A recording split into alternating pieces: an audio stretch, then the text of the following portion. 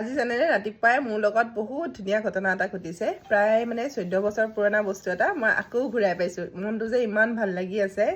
আৰু সেইটো হৈছে এইটো কাৰ কাৰ মনত আছে বাৰু জনাবচোন এইটো হৈছে প্ৰথম মেট্ৰিক দি উঠি পোৱা লেপটপটো যিটো মই আশাও কৰা নাছিলোঁ যে ভালে থাকিব সদায় মানে মোৰ মাৰ ঘৰত আছিলে লেপটপটো সদায় চকুৰ আগত দেখি থাকোঁ যে লেপটপটো মই একদম বেয়া হৈছে বুলি ভাবিছিলোঁ সেইকাৰণে মানে অ'পেন কৰা নাছিলোঁ কিন্তু যোৱাকালি কি বা মন গ'ল মই এনেই অ'পেন কৰি চালোঁ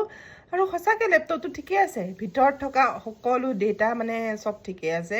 যিমান ফটোজ ভিডিঅ'জ যিমান আছিলে সেই তেতিয়াৰে ভাবকচোন ইমান পুৰণা বস্তু মানে মোৰ নিজকে দেখি পেলাই হাঁহি উঠিছে মানে মই এনেকুৱা আছিলোঁ তাৰপিছত মই ইহঁত দুজনীকো দেখুৱাইছোঁ কৈছোঁ যে চাহ এজনী মাৰ আছিলোঁ সেই তেতিয়াৰ দিনৰে মানে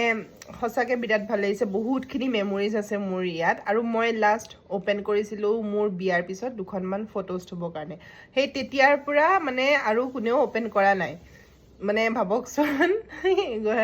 বিৰাট মানে মোৰ মেমৰিজ জড়িত হৈ আছে আৰু আজি সঁচাকৈ বিৰাট ভাল লাগিছে একদম নষ্টালজিক হৈ পৰিছোঁ বহুত মানে 14 বছৰ পুৰণা কোনে কোনে পাইছিল বাৰু এই লেপটপটো মোক জনাবচোন আৰু